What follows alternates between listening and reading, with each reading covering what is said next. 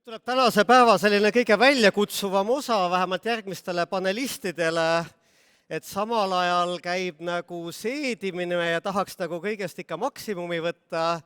Nii et ma ootan juba huviga järgmist paneeli: ettevõtlus, tehnoloogia ja inimesed. Konkurentsivõime alustalad praegu ja tulevikus. Arutleme konkurentsivõime alustalade ja võimalike tulevikuteede üle. Räägime sellest, millised on Eesti ettevõtluse ja ettevõtluskultuuri arengusuunad ja milline on ettevõtluse roll Eesti konkurentsivõime kujunemisel nii täna kui tulevikus.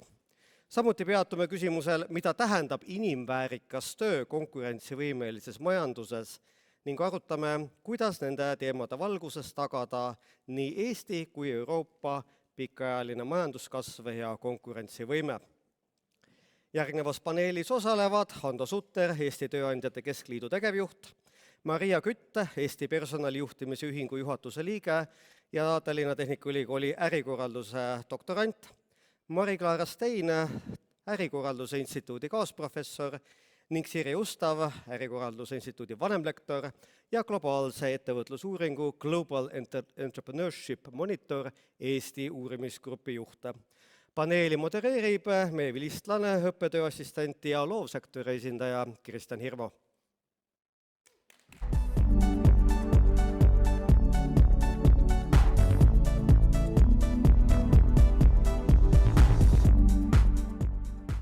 Aitäh Paavole ja ma tuletan meelde veel Paavo hommikust üleskutset, et kell 16.00 algab tänase konverentsi kõige magusam osa ja see on networking. Et seal samas tudengimajas, kus saite lõunat nautida, et kasutage võimalusi, siin on väga palju toredaid inimesi täna saali kohale tulnud ja tervitus teile kõigile ning loomulikult tervitus ka kõigile neile, kes jälgivad meid ülekande vahendusel. Konverentsi pealkiri võidujooks tuleviku pärast.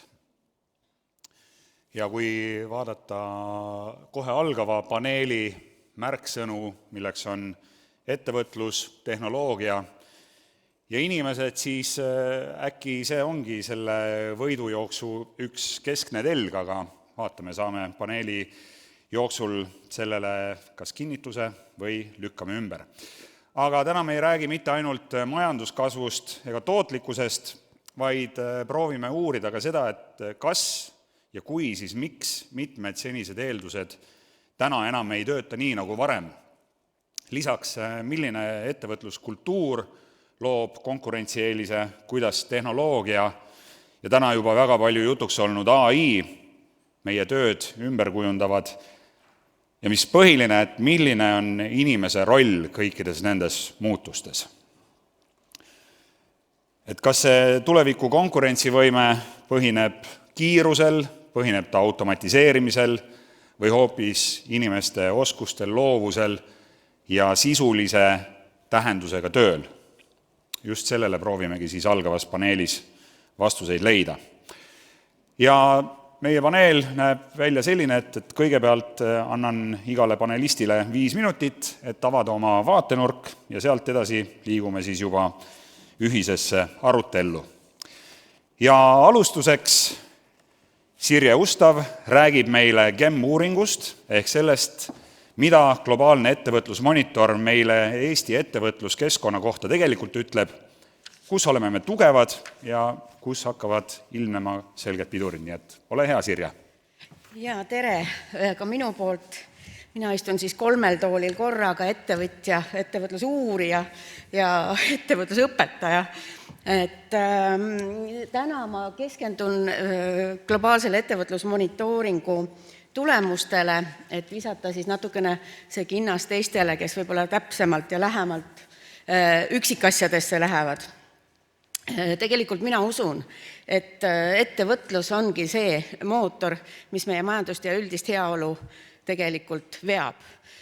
Ja see, kuidas on ettevõtluse tervis, ettevõtluskeskkonna või meie mõistes ka ökosüsteemi tervis, tegelikult näitab väga hästi ära, mis on ühiskonnas tervikuna meie heaolu olukord. Vahetame slaidi ka.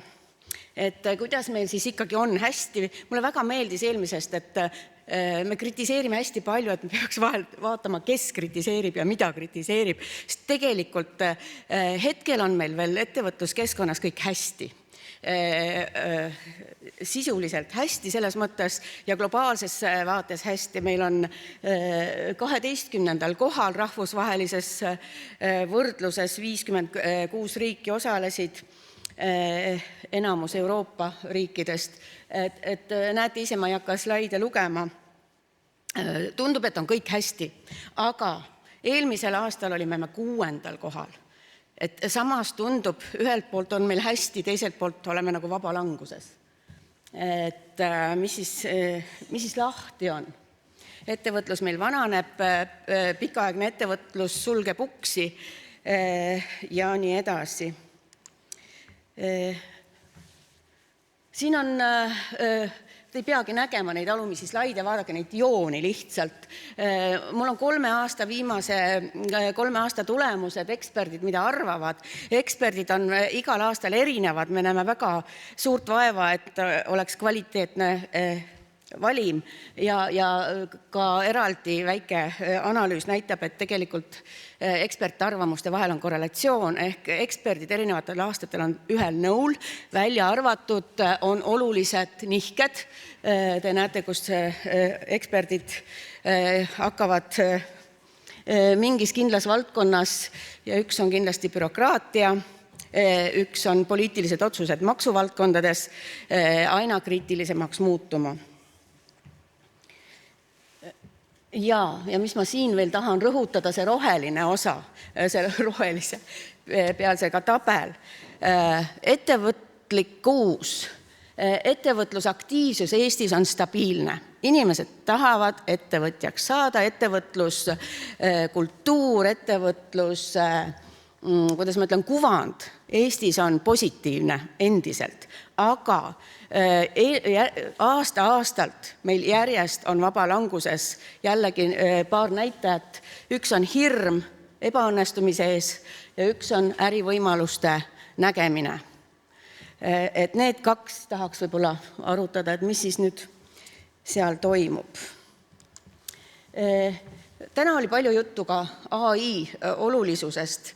2 teemat on meil nüüd viimastel aastatel KEM-is ka uurimisel. Ongi see AI teadlikkus ja rakendamine ettevõtluses ja kestlikkuse teadlikkus ja rakendamine. Mõlemad näitavad Eestis ühtlast mustrit, ehk siis teame küll, ettevõtja ei ole rumal, teab, aga ei rakenda, sest meil on vaja praegu tegeleda ellujäämisega. Sellised on vastused ettevõtlusest.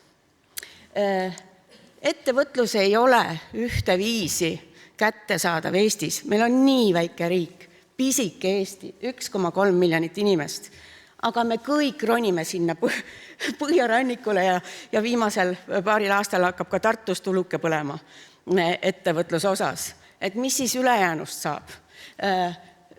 Naised ettevõtluses on juba palju aktiivsemad varajases faasis. Pikaajalisse ettevõtlusesse jääb väga vähe. Me oleme seda ka kvalitatiivselt uurinud, aga sellest võib-olla pärast. Ja kokkuvõttes, mis siis teha? Siin ma mõned sellised punktid esitan, mis uuringust tulenesid, aga ma lisaksin siia, et ettevõtlus Eestis loodab täna väga palju ekspordile. Väga paljud ettevõtjad loodavad tulu väljastpoolt Eestit. Eesti siseturg kukub. Mis veel? Tegelikult natukene tuleb ka ekspertarvamustest välja, et ma nüüd natukene provotseerin, aga et see USA esimees peegeldab meile natukene, mida ei tohi teha. Üks päev ühtemoodi, teine päev teistmoodi, üks päev otsustame nii, teine päev naa. Et äkki teeks hea plaani ja peaks sellest kinni. No mitte nagu kivisse raiutud, aga sellise mõtestatud pikema plaani. Ja minu ettepanek, jääme ikkagi selleks väikseks, hästi mugavaks, lihtsaks, kiireks, dünaamiliseks keskkonnaks. Aitäh teile! Aitäh, Sirje! Kuidas me tulevikus tööle hakkame, milline on tehnoloogiliste muutuste ja tehisintellekti mõju meie tööle ja organisatsioonidele? Sõnajärg läheb edasi Mari-Klaara Steinile. Palun. Suur tänu. Tere ka minu poolt. Väga põnevad teemad ja ettekanded. Ja nagu juba öeldud, tehisintellektist ei saa kuidagi üle ega ümber, on juba arutatud, aga samas on ka selge, miks arutatakse, sest tehisintellekt kuidagi, me oleme sellele pannud nii palju lootusi ja ootusi, aga samas selle ümber on ka nii palju hirme, et kuidas see mõjutab tulevikku ja kuidas see mõjutab konkurentsivõimet indiviidi, organisatsiooni, riigi tasemel. Ja kuna minu enda uurimisvaldkond on tehnoloogia organisatsioonides, siis räägime veel tehisintellektist. Aga ma tahaks esitada 3 vastuolu või mõttekohta, mis on tekkinud, kui me vaatame seda võidujooksu ettevõtetes. Ja hästi palju ma näen tegelikult seda, et ettevõtted mõtlevad ikkagi tehisintellektist kui sellest nutitehnoloogiast, et mis Ants Vill mainis, et me peaks mõtlema sellest kui infrastruktuurist, me ei ole veel seal.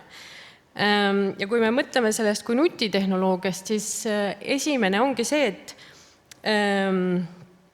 kui vaadata ainult mind kui individuaalset töötajat, siis nutitehnoloogiana AI töötab väga hästi. Ma säästan iga päev tund aega, mõnikord isegi rohkem. Ja see kehtib keskmise ChatGPT Enterprise versiooni kasutaja kohta. Aga probleem, ehk siis meil on selge positiivne mõju indiviidi produktiivsusele. Aga probleem tekib siis, kui me vaatame tiimi ja organisatsiooni taset, sest järsku see produktiivsuse positiivne efekt on kadunud, seda ei ole mitte kuskilt näha.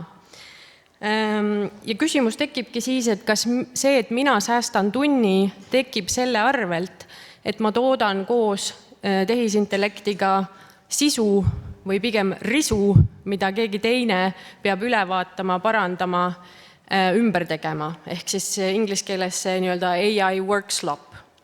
Eesti keeles leidsin ERR-ist väga toreda sõna rämpsisu ja sellest mul tuli endale risu, veel lühem, AI risu. Ja see ei ole ilmtingimata kellegi halb kavatsus, et mina indiviidina olen paha ja tekitan teistele rohkem tööd. Ei ole. Mina optimeerin oma aega. Ma enda arust tegin good enough on ju, hea küll. Aga vastutus selle kollektiivse kvaliteedi eest on väga udune. Ja tegelikult see individuaalse optimeerimise ja kollektiivse kadu paradoks ei jää ainult töö sisu tasandile, ta tekib ka tegelikult töötajaskonna seas. Et juba arutati seda, et küsimus tuli kuulajaskonnalt, väga huvitav küsimus, kuidas saavad noored üle hüpata algtaseme rollidest. Ja tegelikult probleem on selles, et ei saagi, sest kuidagi peab ju kasvama eksperdiks. Ja mis me praegu näeme, on see, et tehisintellekti lahendused töötavad ülihästi, kui sa oled juba ekspert, kui sul on väga kõrged oskused, ehk siis ta kogenud ekspert saab tehisintellekti abil veelgi tootlikumaks. Aga juba on teadusuuringud, mis näitavad, et vähem palgatakse noorem ja algtaseme rollidele. Ehk siis me lõikame ära põhimõtteliselt selle pipeline'i, kust meil tulevad noored peale, kes kasvavad eksperdiks. Ja see tähendab seda, et tehisintellekt ei ole neutraalne tehnoloogia. Ta on staažipõhine, ta on oskuspõhine. Mida kogenum sa oled, seda rohkem ta sind võimendab. Ja kui me silma peal ei hoia ja korrektuure ei tee, siis me oleme selles olukorras, et kui me täna ei investeeri sellesse, kuidas inimesed tehisintellektiga koos õpivad ja arenevad, siis 50 aasta pärast meil ei ole enam piisavalt inimesi, keda võimendada, sest need vanad eksperdid on vanad ja nad lähevad pensionile. Aga uusi peale ei kasva, sest et meil läks meelest ära, et me peame mõtlema rohkem kui indiviidi tootlikkuse peale. Ja kolmas punkt, see individuaalse optimumi tagaajamine väga selgelt muudab ka töö sotsiaalset poolt, millest on ka tegelikult täna juba räägitud, see inimlikkus. Ja mis me näeme, on see, et see individuaalse optimumi tagaajamine väga kergesti viib meid järelduseni, et varsti piisab ühest inimesest ja tema diagentidest. On ju see Wired artikkel, mis siin on viidatud, on selle väga hea näide. Siin on nagu toodud väga positiivselt välja, et kõik mu töötajad on AI agendid ja kõik mu juhid on ka AI agendid. Nagu see oleks mingisugune väga tore tulevik, mille poole pürgida. Aga tegelikkus, mis me näeme, on see, et mida rohkem inimesed töötavad nende krattide või agentidega, seda rohkem, neil ei ole enam inimesi, keda inimlikustada, siis nad inimlikustavad neid agente. Nad räägivad nendega viisakalt, nad kohtlevad neid kaaslastena, nad kasutavad neid põhimõtteliselt umbes terapeudina, sõbrana ja nii edasi, nii edasi. Siin võib ette kujutada, et mis need individuaalsed mõjud on, aga töö juures me näeme seda, et üksildus töö juures tekib aina juurde. Ehk siis sul on agendid, et enam ei ole situatsioonis, et üks on, vabandage väljendust, loll ja teine on laisk ja mina pean üksi rabama, vaid siin on see, et üks on tark ja teine on tubli, aga ma olen ikkagi üksi. Ja ehk siis isegi kui tehisintellekt aitab meil ülesandeid teha ja ta võib tunduda kaaslasena, ta ei loo seda kuuluvust ja sidusust inimeste vahel. Et lõpetuseks ma tahaksingi rõhutada, et minu jaoks selles tehisintellekti võidujooksus ei ole oluline ainult see, kui produktiivseks tehisintellekt meid teeb, vaid kui me mõtlemegi tehisintellektist kui infrastruktuurist, siis me saame hakata küsima, et millist tööd, milliseid eksperte, milliseid töösuhteid me selle infrastruktuuriga toetame. Aitäh! Aitäh, Mari-Klaara! Huvitavad teemad, aga meil on organisatsioonid ja meil on see organisatsiooni kultuur ja selle organisatsiooni sees on täna siiski õnneks ikkagi palju inimesi. Ja milline on inimväärikas töö konkurentsivõimelises majanduses ja sellest räägib kohe Maria Kütt. Palun, Maria. Mina siis pakun ühe personalijuhtimise valdkonna professionaali vaatenurga inimväärikale tööle. Kõigepealt võiks võib-olla küsida, et kui me ütleme inimväärikas töö, siis mis asi see on? Ja mina mõtestan nõnda, et see on selline töö, mis kasvatab inimese töövõimet, nii füüsilist, tervist, oskusi kui ka tema tähendusruumi ning samal ajal loob ka majanduslikku väärtust. Ehk kui mõelda korra selle peale, mida ütles Ants Vill, tema sõnad olid sellised, et meil on moraalne vastutus, et inimesed ei teeks mõttetut tööd, siis ma tahaks öelda, et meil on moraalne vastutus, et inimesed teeksid sellist tööd, mis nende töövõimet kasvatab, lisades samal ajal majanduslikku väärtust. Ja sellel inimväärikal tööl on 4 olulist eeldust läbi minu kogemuse ja vaatenurga. Üks neist on inimeste kaasatus ehk inglise keeli engagement, teine on teadlik tegelemine inimvaraga seotud riskidega, kolmas on oskuste õiglane üleminek ja lõpuks selle jaoks, et me saaksime öelda, et töö on inimväärikas ja loob konkurentsieelist, toetab konkurentsivõimet, peaks meil olema mingi arusaam ka mõõdikutest. Neist 4 siis natuke pikemalt räägin. Kaasatusega on olukord mõnevõrra nukker. Palju selles kontekstis tsiteeritakse Gallupi uuringut, nii ka mina. Siin võib välja lugeda, et iga 5. inimene siis 24. aastal tundis, et ta ei ole piisavalt pühendunud, kaasatud, innukas osa oma tööst. Ja Euroopas Gallupi väitel on see number veelgi madalam tegelikult, mitte 21, vaid 13%. Mõnevõrra lohutav on näha, et ega see pole kunagi teab, mis kõrge olnud. Aga sellel on ka rahaline väärtus ja need rahalised numbrid on päris suured. Et võib olla siis miski, millele tähelepanu pöörata, millega tegeleda, selle jaoks, et saaks öelda, et töö on inimväärikas, on siis kõik see, mis on nii-öelda engagementi ja kaasatuse tööpõllul. Siis inimvara riskijuhtimine tähendab suuresti teadlikku tegutsemist tänasel päeval selliste märksõnadega nagu inimese tervis ja läbipõlemine. Selle teema on oma südameasjaks võtnud McKinsey ja räägib siis sellisest nähtusest nagu inimeste holistiline tervis, et vaimne, füüsiline, spirituaalne pluss sotsiaalne, ja kui sellesse investeerides, siis see võiks luua väärtust veel 12 triljonit ja dollarit muidugi McKinsey puhul.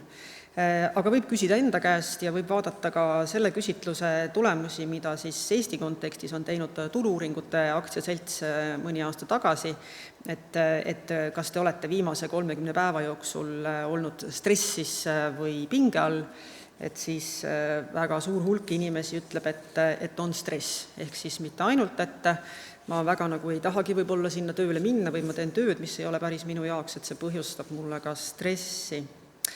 Ja oskuste õiglane üleminek on nüüd midagi sellist, ja kui te panete tähele, tegemist on sama uuringuga, millele viitas ka Triinu Tapver, et Maailma Majandusfoorumi Future of Jobs report, väga soovitan lugeda ka praktikutel, et mina noppisin sealt ühe teise pildi, aga natuke sama nurga alt, millest rääkis ka Triinu, et no see muutus on väga massiivne, see oskuste muutus me tõenäoliselt ei kujuta ettegi, mis see täpselt olema saab. Aga kindel on see, et tänasel päeval on väga palju inimesi, kellel on liiga vähe aega selle jaoks, et mõistlikul tööpäevasel ajal tegeleda oma oskuste täiendamise, uuendamise ja õppimisega. Ja ma kahtlustan, et on ka liiga vähe tööandjaid, kes selle peale mõtlevad. Et nii nagu ütles Tõinn Talpsepp, et oluline oskus on õppida õppima.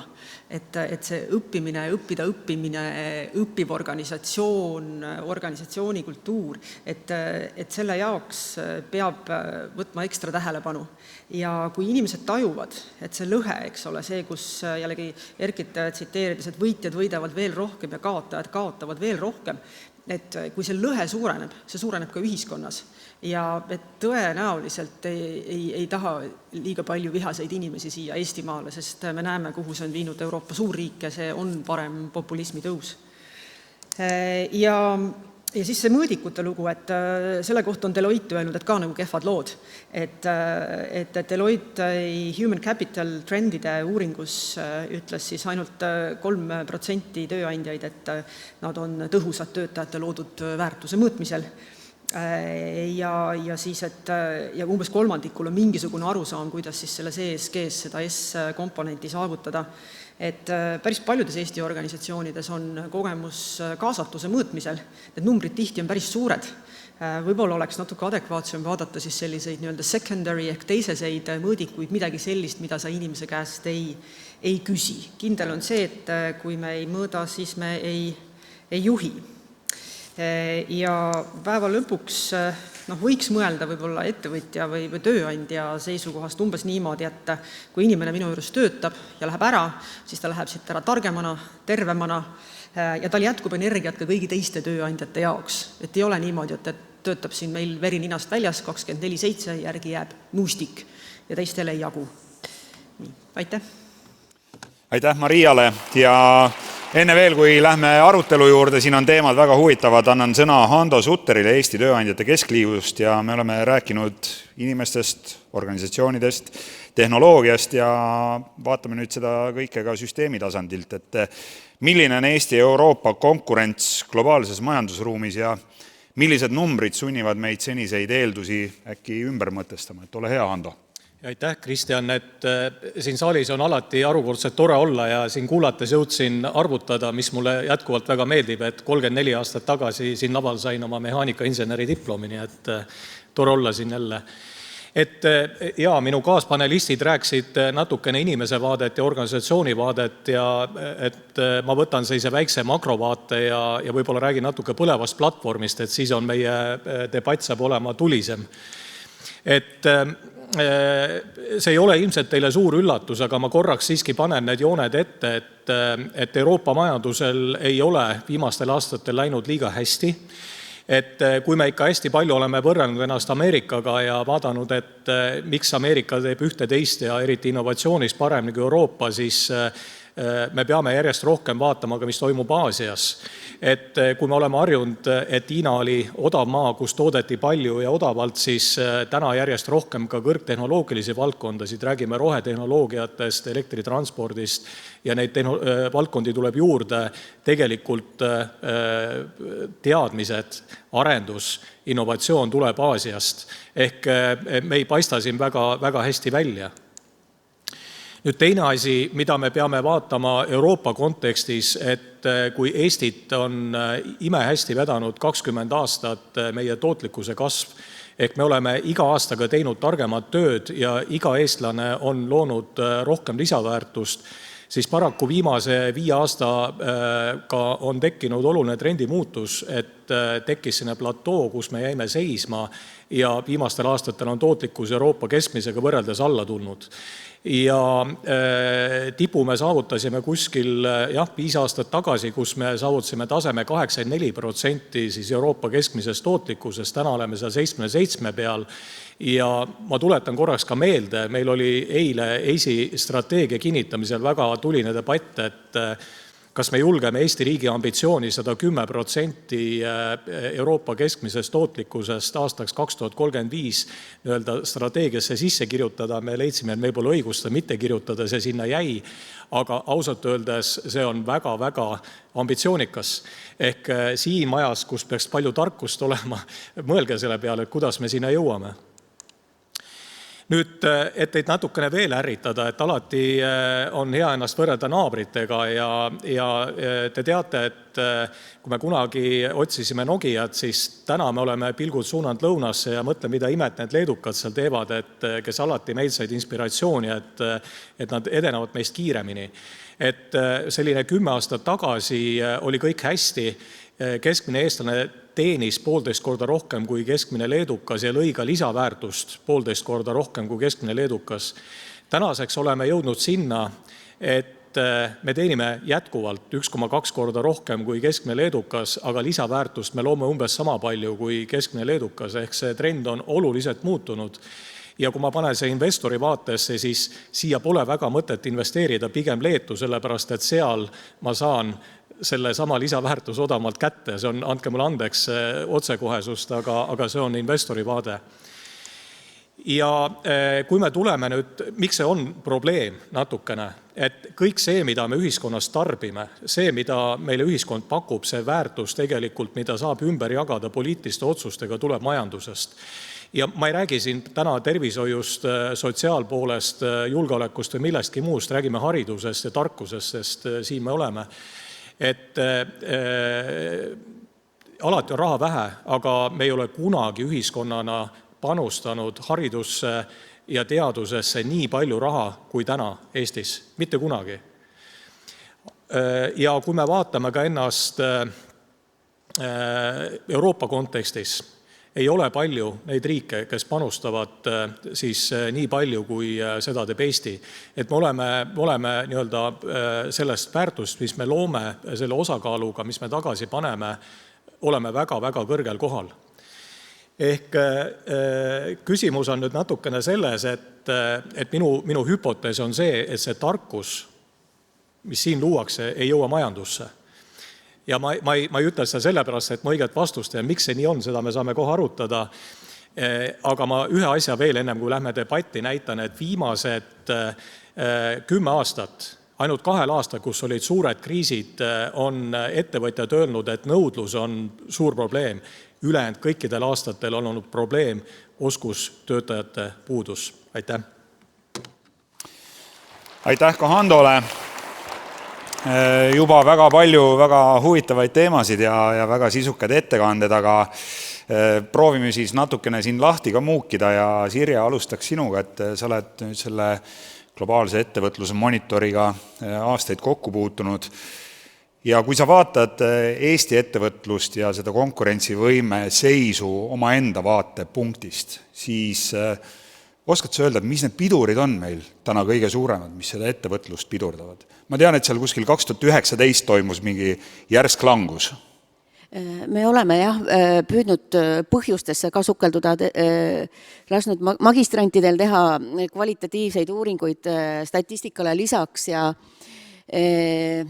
ja ise süvenenud ka nendesse muudesse näitajatesse, seesama tootlikkus ja tootmisettevõtetes tehtud uuringud ja see suur pilt näitab jah, et kuigi meil GEM-i andmetes on lünk 2017 kuni 2023, siis tegelikult me ei tea, mis ajal see langus täpselt algas, aga need toetavad taustauuringud näitavad jah, et 2019 midagi on juhtunud, kus juba enne tegelikult seda pandeemiat sai langus alguse ja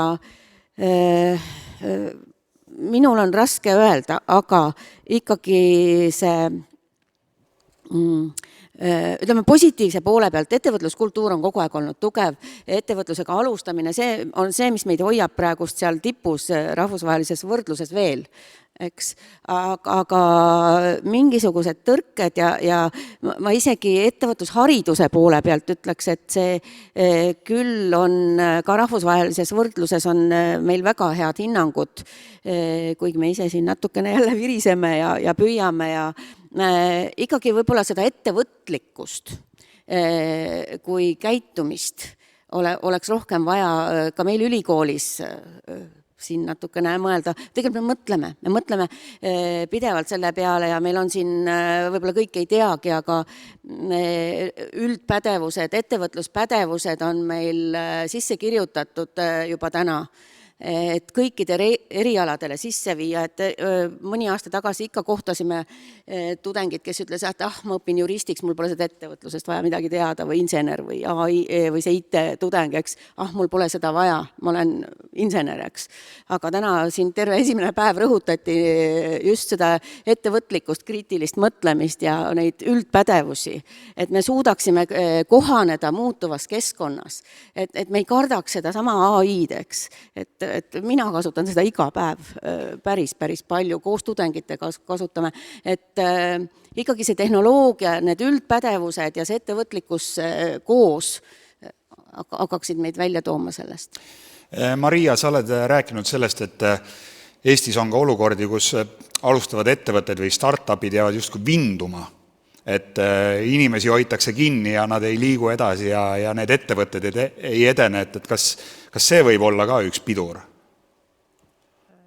Ja see ei ole ainult mina olnud, aga tõepoolest, eks, et kes on investeerinud kusagile mõnda startupi, eks ole, siis 10 aastat muudkui ootad, et millal tuleb siis IPO, aga ei tule ega tule ja pigem küsitakse raha natuke juurde ja midagi põlve otsas tehakse, et personalijuhtimise vaatenurgast on see natuke inimressursi raiskamise moodi, aga seda toetab päris palju meie ümbritsev kultuur, et läbikukkumine või kuidagi nagu oma äri kinni panemine, veel hullem pankrot, õudust, mitte mingil juhul, eks.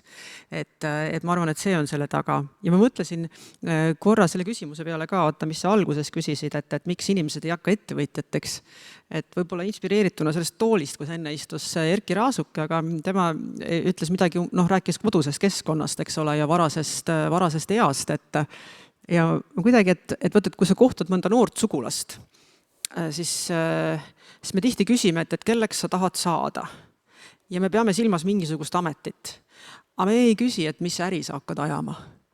See on täitsa nagu teine mõtteviis, eks. Et äri ajamine on üleüldse muidugi nagu kahtlane tegevus pisut meie kultuuriruumis ja ebaõnnestumine on nagu ka päris hull asi.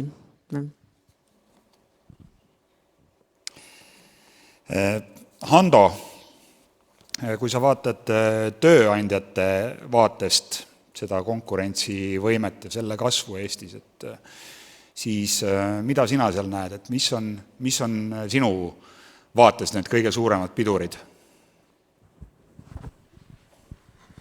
Jah, me tegime aasta lõpus oma liikmete hulgas küsitluse ja kõige suurem probleem, mida konkurentsitult välja toodi, oli riigi rahandus.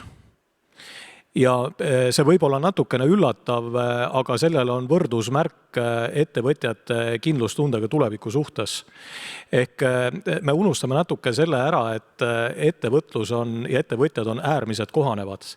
Ja kui me tahame, et seda ettevõtlust, äriarendust tehakse Eestis, siis me peame looma siin tingimused, et seda tahetakse Eestis teha ja kui täna on see, et meil märkamatult on Eestis saanud sellise 2+ miljardise defitsiidiga riik ja meie riigivõlg kasvab väga kiiresti ja meil on varsti Riigikogu valimised, kus tulevad valitsejad, kes ka tahavad rahvale midagi lubada, aga meil on 4,5% SKP-st defitsiiti ees, siis ei pea olema just tuumateadlane, et aimata, et tulevad mingid uued maksud. Ja see tekitab väga palju ebakindlustena ettevõtjates, et kui ma just värske küsitluse pealt refereerin, see on täna kõige suurem mure. Aga kuidas me saame selle ökosüsteemi või need regulatsioonid selliseks, et see annaks ettevõtlusele hoogu juurde, et kes selle eest vastutab? Minu arust on mõned lihtsad asjad vaja lihtsalt ühiskonnas kokku leppida, et jah, meil on demokraatlik riik, milliseid makse me korjame, kuidas me seda kogutud maksuraha jagame, on siis poliitiliste valikute küsimus, sinna ma ei hakkaks sekkuma. Aga Olavi Lepp on öelnud, et oleks hea teha üks selline kokkuleppe ühiskonnas, et kus me lepime kokku, et kui palju siis raha või väärtust me võtame majandusest välja, et paneks selle taseme paika. See annab meile 2 asja.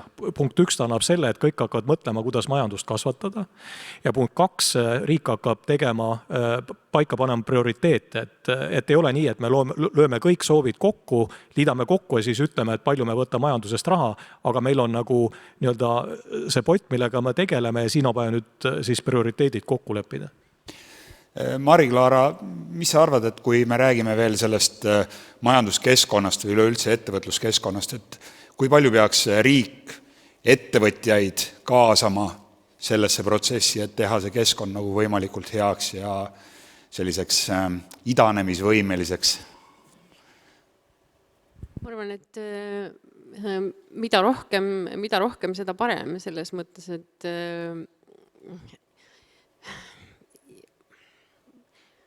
kui sa üritad ettevõtluskeskkonda reguleerida, siis ilma ettevõtjate kaasamiseta tundub see nagu mõttetu tegevus selles mõttes, et ma arvan, et selles mõttes ei ole päris minu valdkond, aga mulle tundub, et tunduks väga asjalik. Mul lihtsalt tekkis üks mõte, et see, mis Sirje ütles, see läbikukkumise hirm ja see, mis Hando ütles, et miks meil ei jõua tarkus majandusse, äkki need on omavahel seotud. Ja aga kuidas me peaks seda hirmu siis vähendama, et kas seda peaks ka hakkama koolis õpetama? Selleni ma ei jõudnud, aga mul tekkiski mingi selline tunne, et kas meie haridussüsteem, see, mida PISA mõõdab, ütleb, et me oleme oivalised, aga samas koolirõõm on nii madal.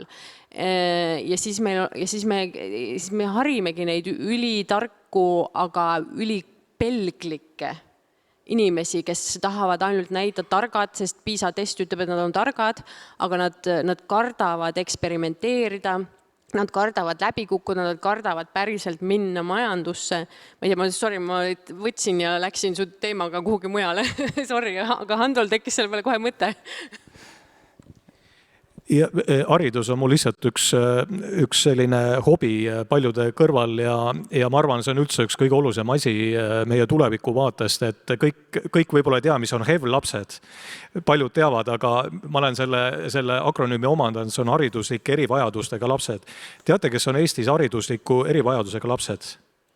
Nad on vist 2 kategoorias, ühel on rohkem erivajadusi, teisel on vähem. Need on need, kes on alla keskmise. Need, kes on üle keskmise ehk talendid, ei ole meil haridusliku erivajadusega, nemad on kõik tavalised. Et ma arvan, see on ka mõtlemise koht, et kuidas me nagu suhtume noortesse. No haridus on väga oluline, aga tehnoloogiast on siin tänasel konverentsil väga palju räägitud, et Mari-Klaara, see on täpselt sinu teedass. Kas siis tehnoloogia võiks olla ikkagi see meie päästerõngas, et läbi mille me seda konkurentsieelist saame ja... See on väga hea küsimus ja vastus minu poolt on kindel ei.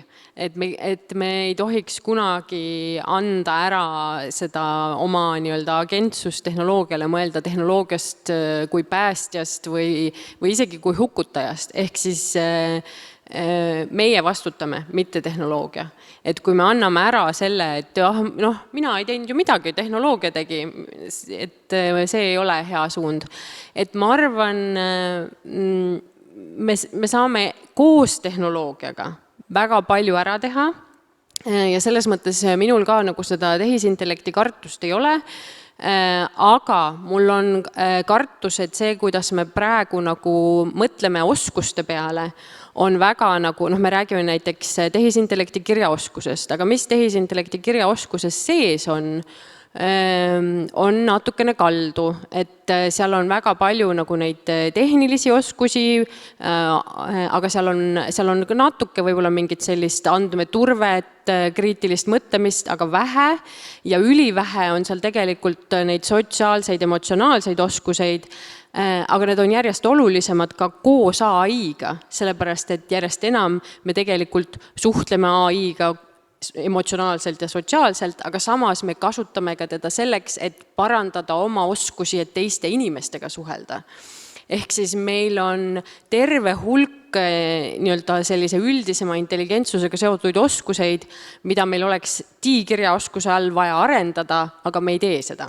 No sa maalisid enne muidugi pildi sellest, et inimene on oma agentide ja assistentidega üksi ja suhtleb nendega nagu inimestega ja kontorid on tühjad, et tegelikult sa nagu räägid praegu üksteisele või ise ei, aga vastu.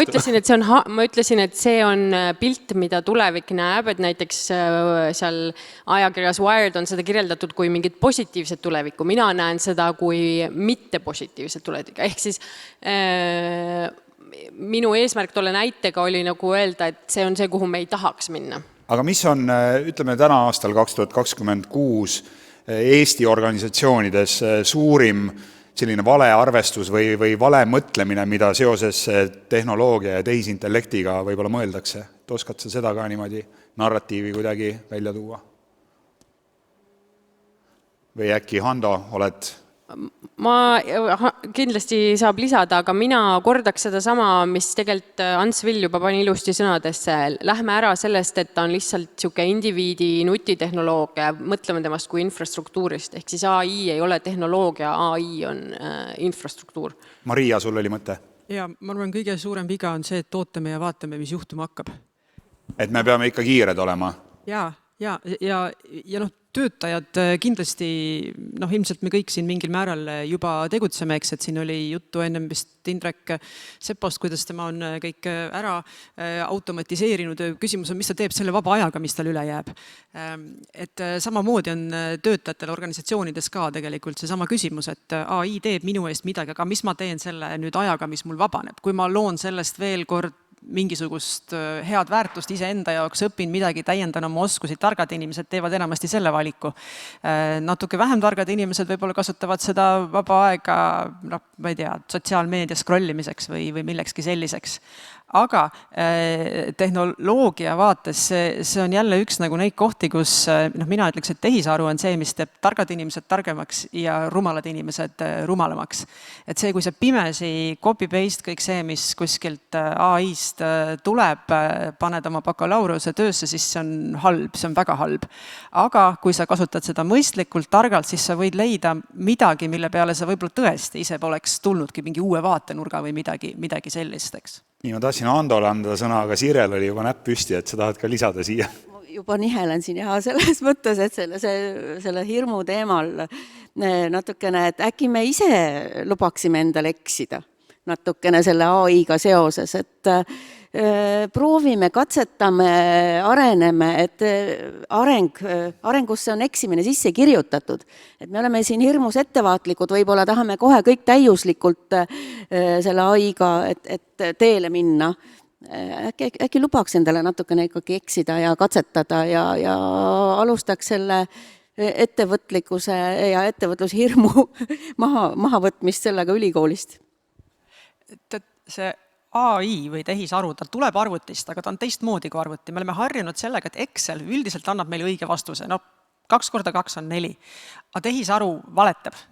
Ja me kuskil nagu võib-olla organisatsiooni tasandil ka selle tehisaru kasutamise hoog või hind saab sisse siis, kui me aktsepteerime, et ta ei ole, ta ajabki aeg-ajalt jama, ta ei ole 100% õige. Aga seal on see mingisugune mentaalne, kognitiivne probleem, et kuidas arvuti ei ole õige, kuidas ta ajab mingit jama, on ju. No ma viskan siis Handole lõpetuseks siit ühe sellise palli veerema, et hästi palju räägitakse sellest, kuidas AI meie tööd ümber korraldab. Et mingid töökohad kaovad ära ja juba on ju tehtud statistikat, aga kas me ei peaks äkki mõtlema Eestis just sellele, et mitte kuidas me AI abil seda tööd ümber korraldame, vaid millised on need arengud, on nad siis tehnoloogilised arengud, mida AI kaasabil saaksime ellu viia, mida juba kasutavad USA, Jaapan, Korea täna mainitud, millest sünnivad uued tooted, uued teenused, et kuidagi sellesse sisusse rohkem seda AI-d panna. Ma arvan, et see AI nagu mõistena on üle ekspluateeritud ja väga paljud inimesed, kes sellest räägivad, nad päris täpselt ei saa aru, millest nad räägivad, lihtsalt on populaarne temast rääkida. Et kui me nagu üldistatult võtame, et kõik tehnoloogiad, uued tehnoloogiad, millel on kalduvus parandada meie efektiivsust ühel või teisel moel, võetakse kasutusele. Ja edukad on need, kes võtavad esimesena kasutusele, võtavad täpsemalt oma ärieesmärkide nimelda kasutusele, et võib-olla see on tõde. Ja teine pool on see, et kui me Eestis vaatame natukene ringi ja ettevõtetes, ma ei taha siin konkreetselt näited tuua, et kellelegi mitte haiget teha, aga kui palju meil Eestis on andmeid ja kui viletsalt me neid tegelikult kasutame ja isegi siis, kui andmed räägivad meile nagu väga selget keelt, et peaks midagi vahet ei ole, kas see ütleb sulle AI või hea analüütik, keda meil Eestis on ka päris palju, siis tegelikult me ei taha neid kuulata. Me ikkagi arvame, et meie emotsionaalne tõde on sellest üle ja vahest see, mida meile andmed räägivad, on ka tibavalus. Et kas me räägime Eesti demograafiast, et me ju teame täna, mis meil 5 aasta pärast või 10 aasta pärast juhtub, sest need lapsed on juba sündinud. Ehk me ei taha seda kohanemist alustada ja siis imestame, et oi, üks lasteaed on tühjaks jäänud või et kuskil on õendushoolduses on kohti puudus, aga need andmed rääkisid meile juba aastaid tagasi, et see nii läheb. Ja kui tulla ettevõtte sisse ja vaadata, mida ettevõttes andmed räägivad, siis kõik, kes on kokku puutunud mõne mingi juhtimisoperatsiooniga, mõelge, palju te oma olemasolevaid andmeid kasutate. Jah, AI ütleb teile natukene kiiremini mõned asjad ära, aga analüütikud võivad teile sama öelda lihtsalt, kas me kasutame seda tõde, eks ole, see on küsimus. Ja lõpuks, mida me nende numbrite tagant siis oskame välja lugeda. Aga kuidas, Hando, üleüldse, kui sa võtad juhtimistasandilt, kuidas juhid suhestuvad täna selle tehnoloogilise muutuse, kogu selle andmemassiivi, mida me kogume, kuidas nad sellega suhestuvad ja kas juhtimises on ka midagi sellist, mida teha, et meie konkurentsivõime paraneks? Kui me juhtimisest räägime, siis on 2 asja minu arust, mis on üliolulised ja millega meil Eestis ei ole ka väga hästi. Et üks on ambitsioon.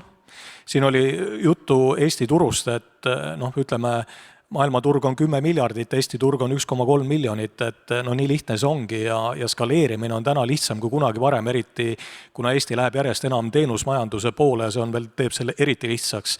Ja see on kõik ainult meie kõrvade vahel kinni, et kui ma oma lapse käest kuulan, kes pole kunagi Ameerikas käinud, aga teeb seal miljonites käivet ja vaatan, kuidas seda välja tuleb ja ma ise mõtlen, ma olin tema vanuses ka üsna selline tegin asju, mida täna ma ei kujuta isegi ette, kuidas ma seda tegin, aga see on kõik võimalik ja see, miks me seda ei tee, on meie kõrvade vahel ja teine asi, mis on ülioluline, on võimestamine.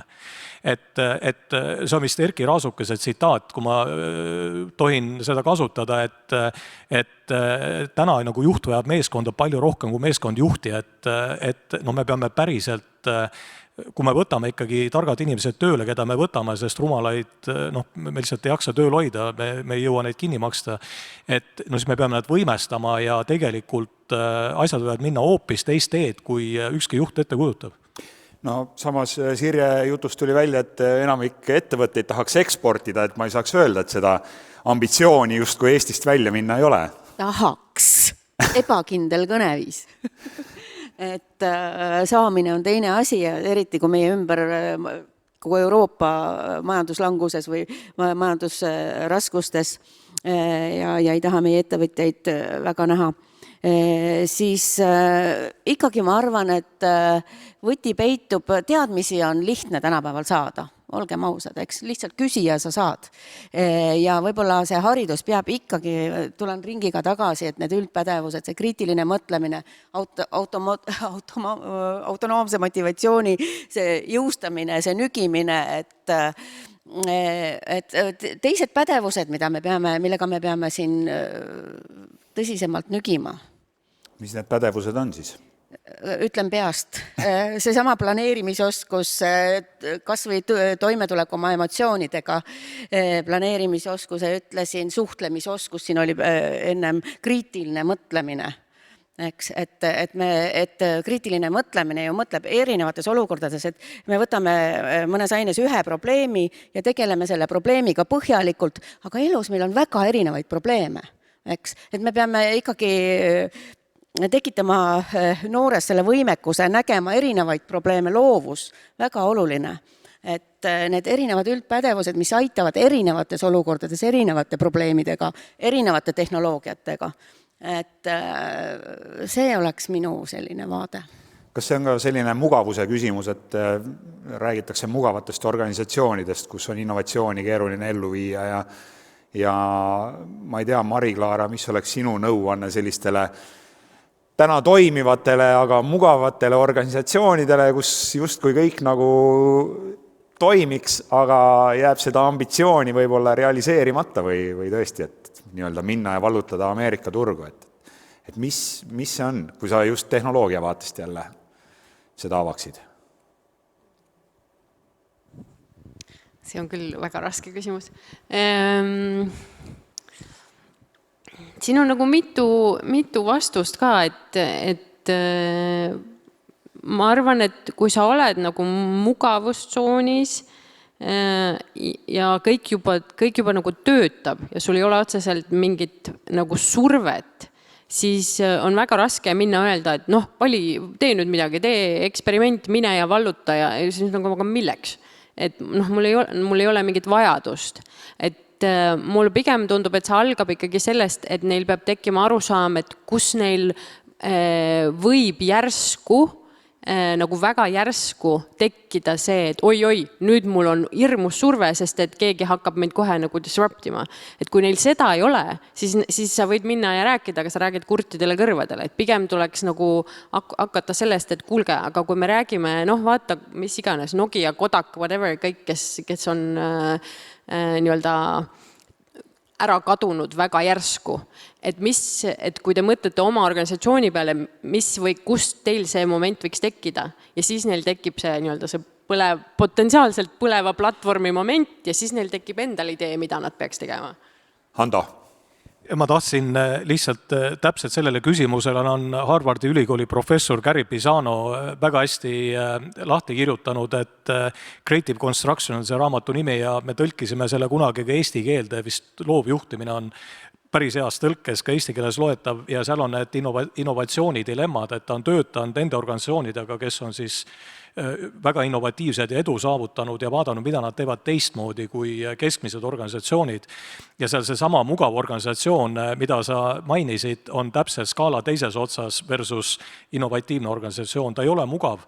Et ühesõnaga tegelikult me peame olema, seal on ka juttu brutaalsest aususest näiteks, mis on innovatiivse organisatsiooni tunnus, mis teistpidi jääb haiget, et need dilemmad on seal väga hästi ära kirjeldatud just see, et kus me oleme nagu teistest edukamad ja kus on see nüüd inimvõimete piir.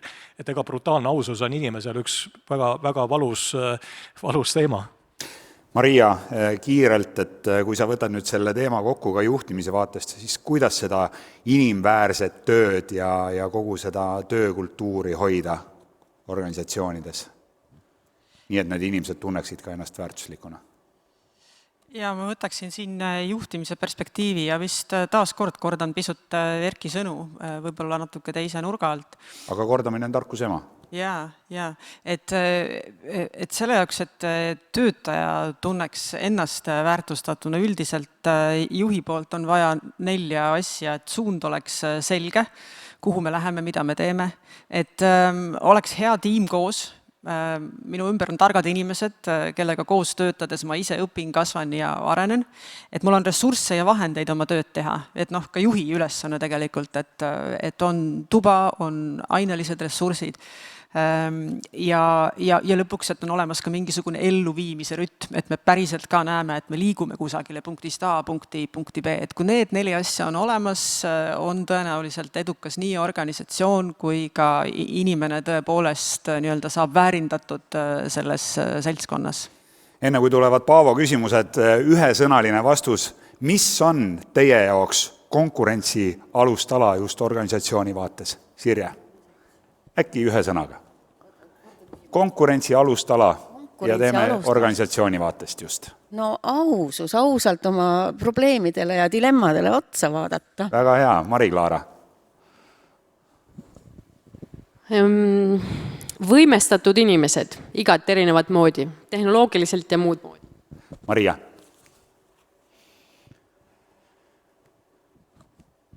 Oskus õppida. Suurepärane ja Hando? Kõigega nõus, aga võib-olla selge siht ka siia juurde, millest Maria natuke rääkis. Väga hea.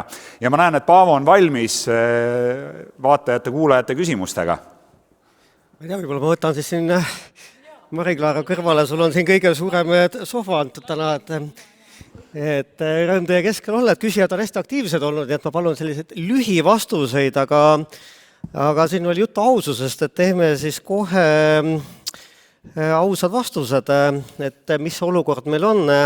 Kui suur probleem on Eesti jaoks see, et meil on palju vananenud mõtteviisiga tööandjaid? Tohin alustan. Konformsus.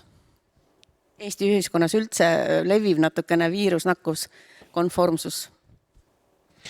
Jah, ma arvan, et eks see hea elu on meid ju natuke laisaks teinud, et meil on ju läinud hästi ja võib-olla selline fenomen on ka see, et meil on hästi läinud tänu sellele, et meil on kõrval Põhjamaad, kellel on läinud väga hästi ja 50% pool meie ekspordist on ju Põhjamaad.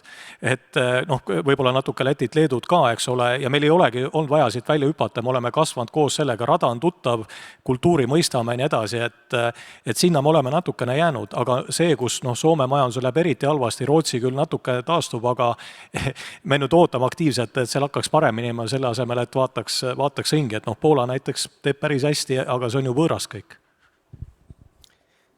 Kui suur probleem see on, et alates 2013.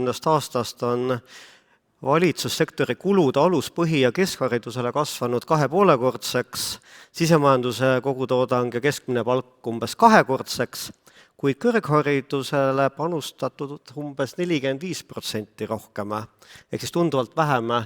Et kas me niimoodi jääme keskpärasuse lõksu?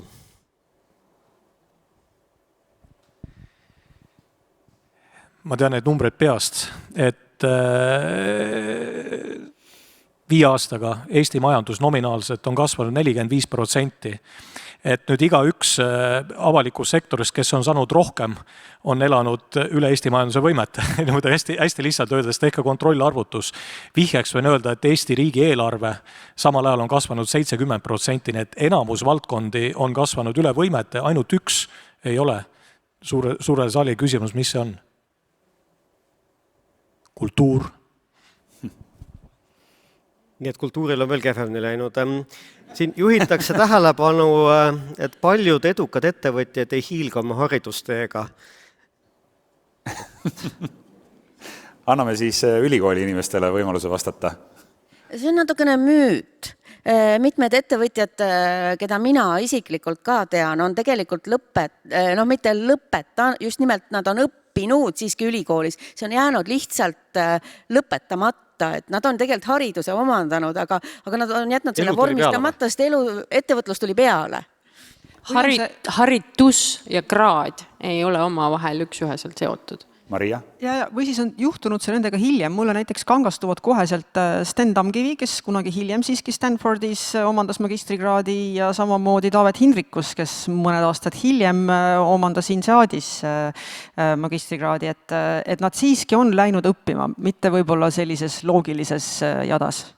Ja ma siis tõstan ka käe, et eelmisel kevadel siin samas laval ma sain ka oma magistrikraadi, et ma annan valimisse 1 hääle juurde. Nii, veel, et kas teie hinnangul Eesti ettevõtted pigem konkureerivad hinnaga, kiirusega või väärtusloomaga? Väga hea küsimus. Ettevõtja vaatest minu arust on kohutav, mis toimub. See allahindluste, nagu tarbija nagu oleks natuke rumal, et ilma allahindluseta ei saa enam mitte kuskilt mitte midagi. Et niisugune väärtuspakkumised ja ei ole enam üldse mingi teema. Ainult hind ja see suur -30, -20, et ma ei tea, mis sellega ausalt. Eestis on väga erinevaid ettevõtteid, et ma üritan iga kuu käia meie liikmetel koha peal külas ja ma toon ühe lihtsalt näite, Tech Group, võib-olla olete kuulnud Eesti aasta ettevõtte 2025. Olin ka žüriis ja ma ei olnud sellest ettevõttest enne mitte midagi kuulnud.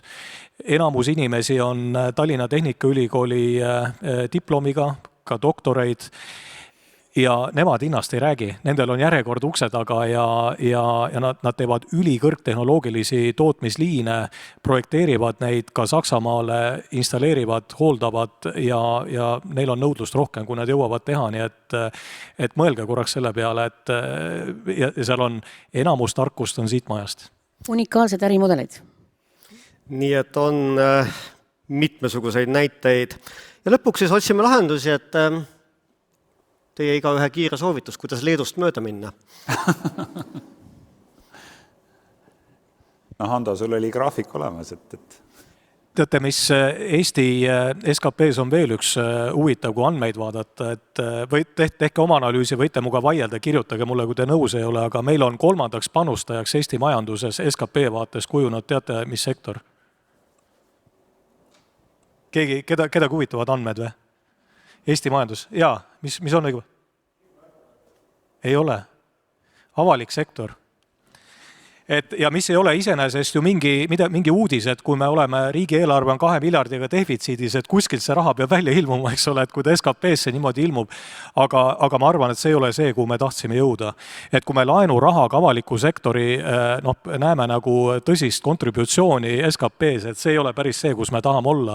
Ja teine asi, see on nüüd Urmas Varblase andmetest, ma natukene sobrasin ja leidsin sellise huvitava asja enda jaoks, et selline üldse mitte seksikas ärivaldkond nagu maanteetransport, mida Leedu teeb väga hästi ja väga suurelt ja ma ei soovita seda kodus või meil siin järgi teha, aga ta panustab SKP-sse 2 korda rohkem kui Eesti IKT-sektor. Näiteks lihtsalt mõned huvitavad andmepõhised näited, mis panevad mõtlema, et kust kohast nagu väärtust luuakse. Suur tänu, Sirje Ustav, Mari-Klaara Stein, Maria Kütt, Hando Sutter ja Kristjan Hirmu. Aplaus! Aitäh!